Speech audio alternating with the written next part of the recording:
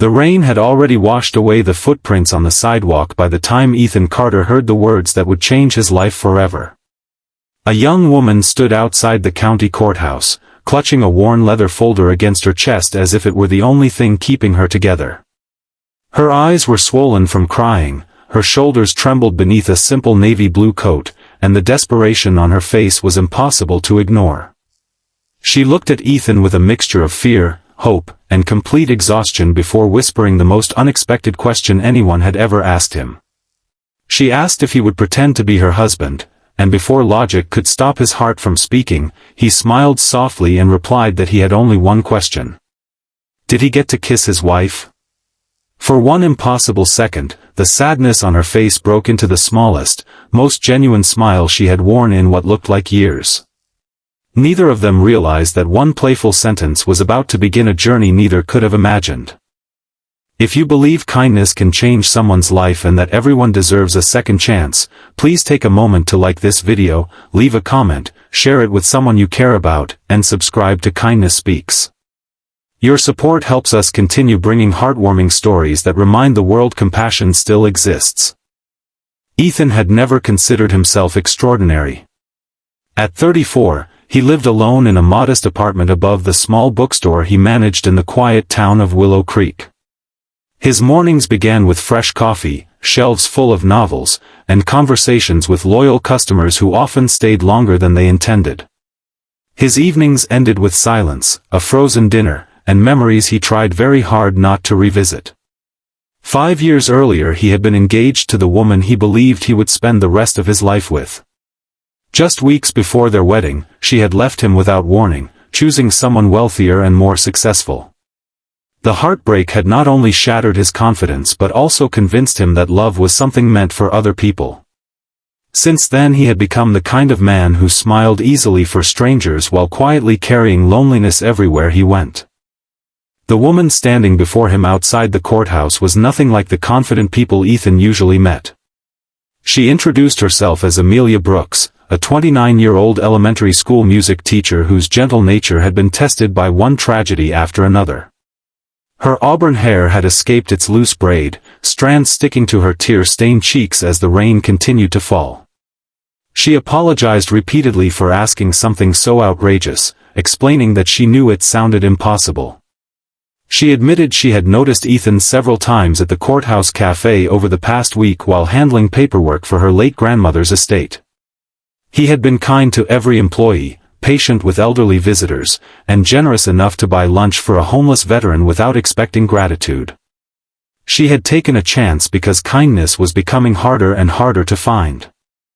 Amelia explained that her grandmother, Eleanor Brooks, had raised her after her parents died in a highway accident when she was only 8 years old.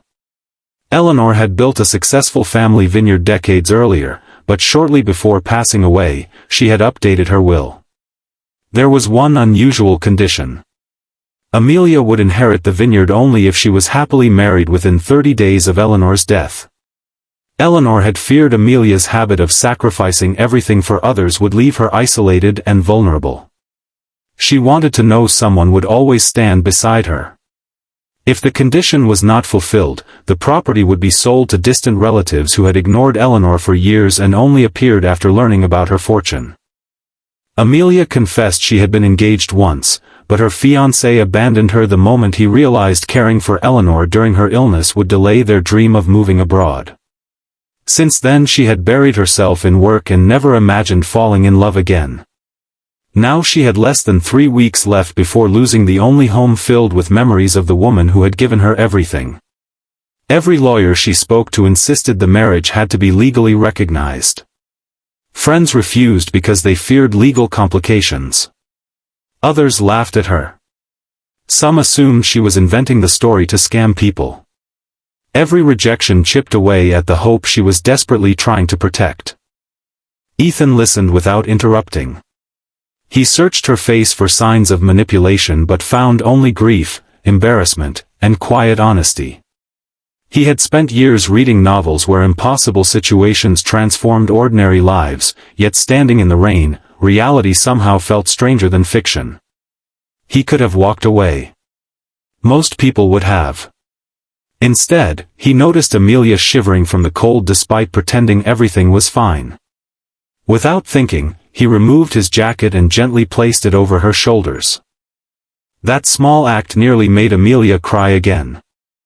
She admitted she did not expect him to agree. She simply needed one person to believe she was telling the truth. She had almost lost faith in humanity before asking him. For reasons Ethan himself could not explain, he agreed to hear the entire story over coffee. Inside a quiet cafe overlooking the town square, Amelia spread documents across the table. The will was authentic. The lawyer's letters were genuine. Even the deadlines were exactly as she described. Ethan asked careful questions, and every answer came naturally, without hesitation or contradiction. The more she explained, the more impossible it became to ignore the sincerity in her voice. Still, Ethan wrestled with his own doubts.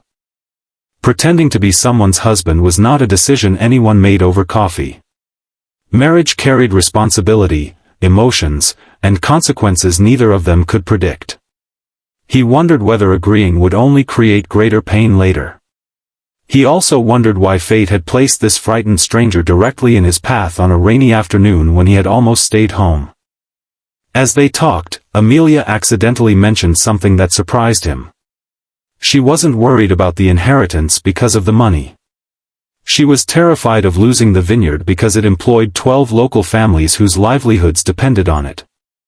If the distant relatives inherited the property, everyone expected they would sell it to a property developer planning luxury vacation homes.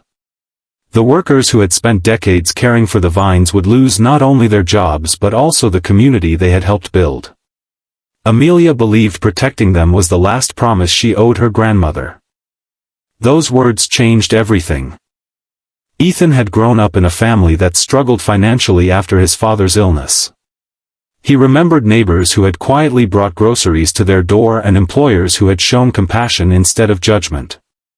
He understood what it meant when ordinary people protected one another during difficult times. This was no longer about property. It was about preserving lives connected through loyalty, sacrifice, and love. When he finally looked up from the documents, Amelia wasn't watching him anymore. She stared through the cafe window at the falling rain with the expression of someone preparing herself for one more disappointment. Instead, Ethan quietly reached across the table. He folded the paperwork, slid it gently back toward her, and smiled with a warmth he hadn't felt in years. If she truly trusted him enough to ask, then he trusted her enough to say yes. Neither of them knew that their agreement would soon be tested by jealous relatives, painful secrets from the past, and a love neither had planned to find, but for the first time in a very long time, both of them walked out into the rain feeling just a little less alone.